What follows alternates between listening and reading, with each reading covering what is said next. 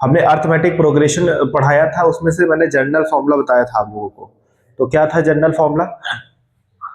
नहीं बताया था ये वाला जनरल फॉर्मूला कि a n equal to A plus N minus one d. ये वाला जनरल फॉर्मूला नहीं बताया था मैंने? ये जनरल है।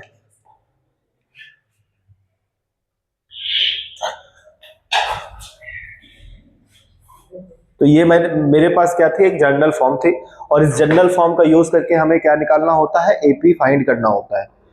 तो जैसे कि मान लो मेरे पास एक क्वेश्चन है, जैसे हमने कुछ भी दिया, मैंने एपी में दे दिया 11, 17 और 23 और जा रहा है, और मुझसे सिंपली ये पूछ रहा है कि एक बात बताना कि 20 जो फोर्थ टर्म है ना, जो 24th टर्म है वो कौन सी होगी, बता सकते हो? जैसे मुझे पहली टर्म पता है, दूसरी टर्म पता है, तीसरी टर्म पता है, इसी तरह मेरे को कौन सी 24वीं अगर मेरे को टर्म बतानी हो तो भैया मैं कैसे इसको बताऊंगा? तब मैं कौन सा फॉर्मूला लगाऊंगा? General formula. अच्छा, जनरल फॉर्मूला में क्या क्या दिया गया है? तो इसमें ए दिया गया है, एन दिया गया है और डी दिया गया है। अच्छा, ए तो हमें सबसे पहले ही चीज पता होती है कि 11 है, यानी कि फर्स्ट टर्म क्या है, 11 है। एन हमें फाइंड करना है, और ये हमें डी तो हमें इन दोनों का माइनस कर लेंगे और फिर इन दोनों का माइनस कर लेंगे। तो मैंने 17 में से 11 को माइनस किया तो कितना बचा? 6 बचेगा, और इसमें से मैंने इसको माइनस किया तो भी कितना? 6। तो यानी कि इसका कॉमन डिफरेंस कितना आ गया? 6 आ गया। बस हमें किस पे फाइंड पुट कर देना है, a n equal to A plus N minus one और डी। इस फॉर्मूले पे हमें क्या रखना है, वैल्यू रख देना है। ए की वैल्यू कितनी है? 11। ए की वैल्यू 11 है। एन मुझे निकालना है, डी की वैल्यू कितनी है? 6 है। अब मैं क्या करूंगा, इसका मल्टीप्लाई इन दोनों से कराऊंगा, तो कितना आ जाएगा? 11। और हाँ, पहली बात तो यह है कि ए एन कितना दिया गया है। ए एन क्या होता है? 24 है। ए एन कितना है? ए एन कितना है? 24 है। और ए एन हमेशा किसके बराबर होता है? एल के भी बराबर होता है। किसके बराबर होगा? एल के बराबर होगा। जैसे एक फॉर्मूला देता है कि S N equal to N upon two A plus L, ये वाला भी फॉर्मूला एक आता है। एक फॉर्मूला और आ जाता है जब हमारे को लेंथ दी होती है, ठीक है। अब अगर एक और फॉर्मूला आता है जो हमें सम करना होता है, तो उसका फॉर्मूला होता है n अपॉन टू ब्रैकेट में 2a प्लस n माइनस 1 और d। ये क्या होता है? सम निकालने का फॉर्मूला होता है, ठीक है। तो ये 3 फॉर्मूले इंपॉर्टेंट होते हैं इस चैप्टर में और इन एक्सरसाइजों में, ठीक है। तो an कितना है? 24 है, तो मैं इसकी जगह पे क्या लिख लूंगा? 24। अब याद रखो, इसका मल्टीप्लाई कराएंगे तो कितना आएगा? तो 6n आ जाएगा, माइनस का 6 आ गया, और ये 24। अब इन दोनों को माइनस करेंगे तो कितना बचेगा? 5 प्लस 6n। और इस 5 को किधर लेके जाओ? इधर लेके आओगे तो माइनस हो जाएगा, और माइनस होने पे कितना आ जाएगा? 6n। इसको माइनस करोगे तो कितना आएगा? 90, और ये 6n। अब इसको घटा दो, यानी कि इसको डिवाइड कर दो, तो 19 अपॉन 6, 19 अपॉन 6। तो ये वैल्यू आ जाती है n की। तो बताओ n की वैल्यू पता चली कि नहीं चली? पता चल गई, ठीक है। इसी तरीके से अगर देखा जाए कि मुझे कुछ ऐसे क्वेश्चंस दे दिए जाए, जैसे मुझे फर्स्ट टर्म दी गई हो, first term of AP is 6 and second term is 9, then find the seventh term, seven term हमें फाइंड करनी है। क्या इन्होंने कहा? इन्होंने कहा कि भैया कोई फर्स्ट टर्म 6 है और सेकेंड टर्म कितनी है? 9 है। तो इसको ऐसे लिख ले कहीं पे आराम से। तो पहली टर्म क्या हो गई? 6, दूसरी टर्म 9, और मुझसे कह रहा है कि भाई जाते जाते जाते जाते तुम्हें सेवन टर्म हमें बताओ कौन सा नंबर होगा, which number of this seven term. तो क्या करोगे? ए हमें पता है, इन दोनों का डिफरेंस निकाल लेंगे, क्या आ जाएगा? डी, और हम सेवन टर्म को निकाल देंगे। नहीं निकाल पाएंगे?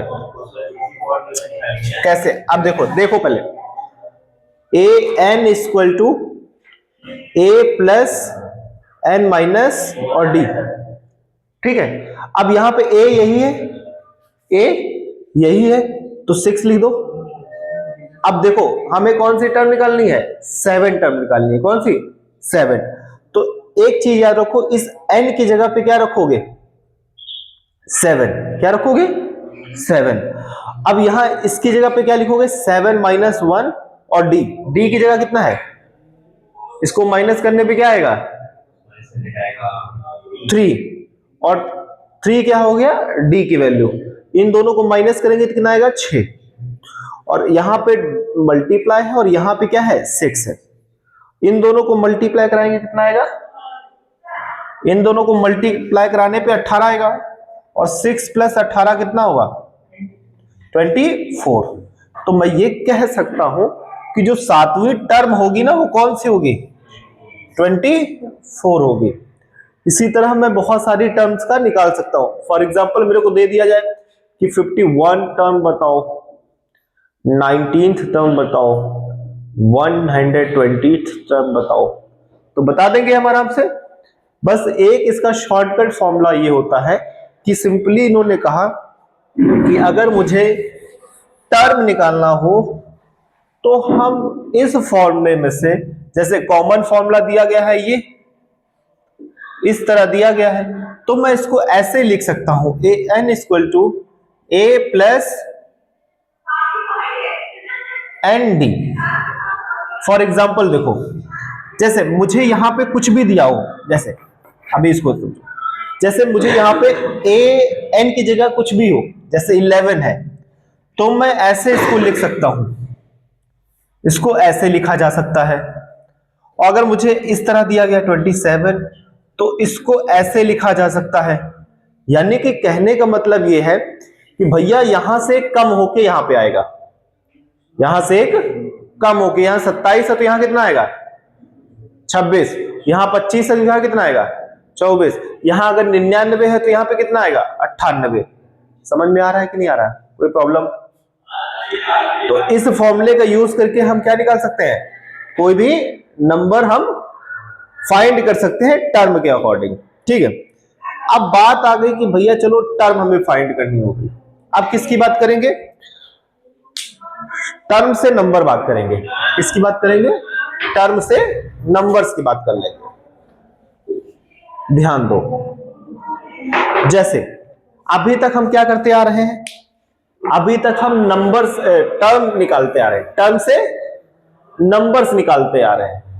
लेकिन अब हम क्या करेंगे? जैसे मुझसे कहा जाए, मैंने क्या किया, कोई मुझे एपी दिया गया है, फॉर एग्जाम्पल 10 है, 20 है, 30 है, डैश डैश डैश डैश, और मुझसे सिंपल से इन्होंने कहा है कि फाइंड करो, फाइंड करना है तुमको 12th टर्म। क्या फाइंड करना है? 12वीं टर्म फाइंड करना है। ये तो हम कर लेंगे, लेकिन उन्होंने कहा एक बार बताना मुझे, यहां पे इज करके 100 दे दिया गया। क्या दे दिया गया है? 100। यहां कोई टर्म नहीं दी गई है, इन्होंने कोई टर्म नहीं दिया है, इन्होंने क्या दिया है? एक नंबर दिया है। वो नंबर कौन सा है? 100 है।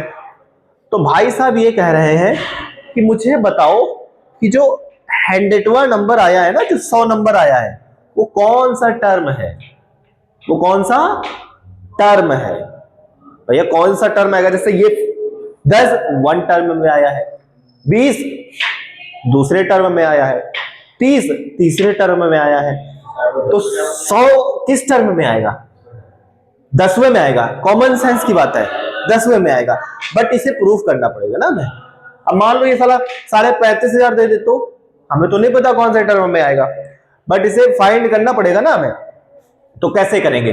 फॉर्मूला वही लगेगा, a n equal to A plus N minus 1 और डी। फॉर्मूला तो यही लगेगा। अब ये जो होगा ये इसकी जगह पे आ जाएगा, 100 आ गया।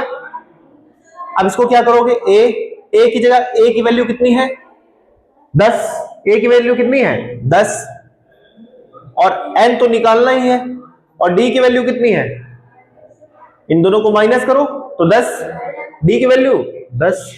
अब एक बात बताओ, इसका मल्टीप्लाई इन सबसे कराओ तो 10 प्लस 10a और 10। कोई दिक्कत, कोई समस्या? अब देखो यहां से ये खत्म हो जाएगा, प्लस और माइनस खत्म हो गया, यहां बचा क्या? 100। अब 100 को इसको सिंगल करो, n को सिंगल कर लोगे तो n सिंगल आ गया, 10 यहां नीचे आ जाएगा कि नहीं आ जाएगा? और 10 टेंसा, तो बताओ कौन सी टर्म आएगी? 10वीं टर्म आएगी। समझ में आ रहा है कि नहीं आ रहा है? कोई समस्या? तो टर्म निकालने का फॉर्मूला ये होता है। अभी तक हम क्या करते आ रहे थे? अभी तक हम टर्म से क्या निकाल रहे थे? टर्म से क्या निकाल रहे थे? नंबर निकाल रहे थे, है ना?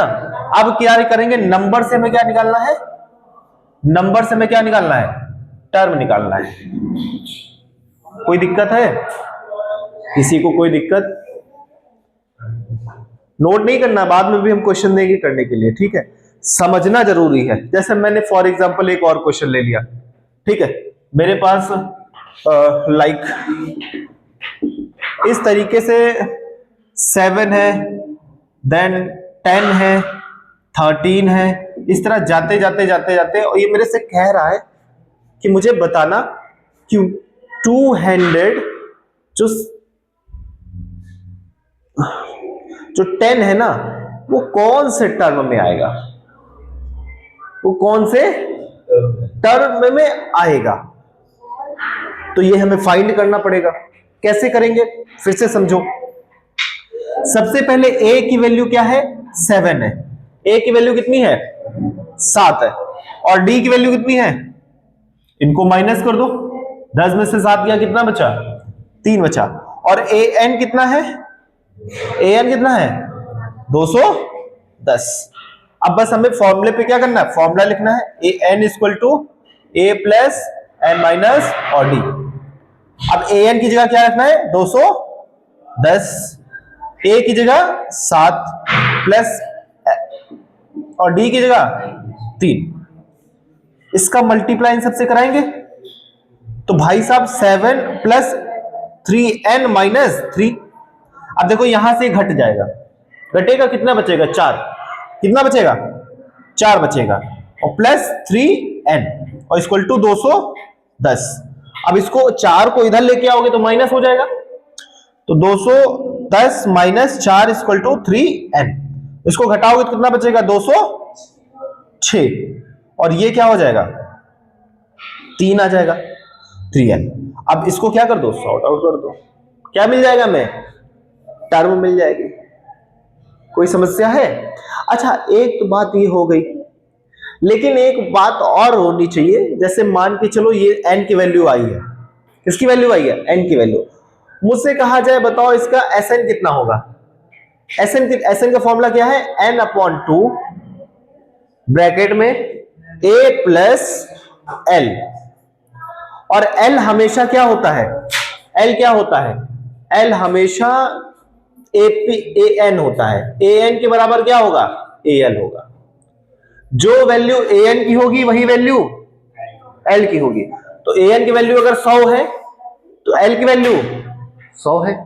तो इस पे रखो, n की वैल्यू कितनी आई है? n की वैल्यू कितनी आई है? इधर n की वैल्यू कितनी आई है? 10। n की वैल्यू 10, तो Sn इक्वल टू 10/2। a की वैल्यू कितनी है? 10, और इसकी वैल्यू कितनी है? 100। तो इन दोनों को प्लस करेंगे तो 110 आ जाएगा, मल्टीप्लाई इनको काट दो 5 आएगा, तो कितना आ जाएगा 500। कितना आ जाएगा 500। कोई समस्या है? ये कह रहा है कि जो 10 से लेकर 100 के बीच में जो नंबर है ना, उनको प्लस करने पे कितना आएगा 500 आएगा। हाँ, ये सब नंबर को प्लस करो, 10 ये 30 हो गया, 30 30 60 हो गया, इस तरह प्लस करते 100 तक जाओगे तो कितना टोटल आएगा 500 नंबर आएंगे। समझ में आ रहा है कि नहीं आ रहा है? हाँ, सब मतलब यही होता है ना। एसएन देगा, फाइंड करो एसएन, एसएन फाइंड करने के बोलेगा वो, है ना। अगर ये देगा सिंपली ऐसे, ये अगर इसी तरह टाइप का आ गया तो यही मार दो, सीधा क्वेश्चन लगा दो। कोई प्रॉब्लम है? देखो एक चीज याद रखना, यहाँ पे इज का मायने है, ये अगर यहाँ पे नंबर दे रहा है तो तुम्हें क्या निकालना पड़ेगा, सॉरी ये निकालना पड़ेगा। और अगर ये मुझे क्या दे रहा है, नंबर दे रहा है ये, तो अगर मुझे फाइंड करना टर्म बोल रहा है तो टर्म में हमें n की वैल्यू ऑलरेडी दी होगी, a की वैल्यू ऑलरेडी दी होगी, इसकी वैल्यू ऑलरेडी दी होगी, फाइंड कर देना है। ठीक है, हाँ, तो आज की क्लास यही खत्म होती है। हाँ, वो कल डिस्कस करेंगे इसको, ठीक है। तो नेक्स्ट कल क्लास होगी। क्या हुआ, व्हाट, ज्यादा बदतमीजी आ रही है?